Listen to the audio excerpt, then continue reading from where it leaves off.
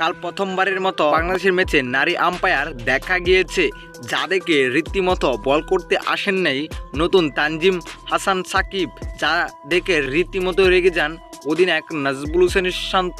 তো সে কাল নিউজিল্যান্ডের বিপক্ষে দ্বিতীয় টি-20 ম্যাচ খেলতে মাঠে নামেন বাংলাদেশ দল। তবে এই ম্যাচটি বৃষ্টির কারণে পরিত্যক্ত হয়ে যায়। তবে এখানে ঘটেছে একটি অনাকাঙ্ক্ষিত ঘটনা, যেখানে ইনিংসের তৃতীয় ওভার করতে বলেছিলেন তানজিম সাকিবকে অধিনায়ক শান্ত, কিন্তু মহিলা আম্পায়ার দেখে বল করতে আসেন নাই তানজিম সাকিব, যা দেখে রীতিমতো রেগে যান অধিনায়ক শান্ত। তারপর তৃতীয় ওভার তানজিম সাকিব না করলেও তৃতীয় ওভার করিয়েছিলেন মেহেদীকে দিয়ে।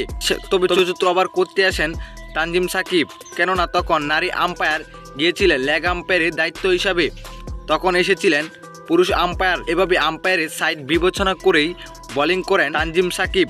দর্শক, তানজিম সাকিবের এরকম আচরণটা আপনার কাছে কেমন লেগেছে? অবশ্যই আপনার মতামত আমাদের ভিডিও নিচে জানাতে ভুলবেন না। ধন্যবাদ।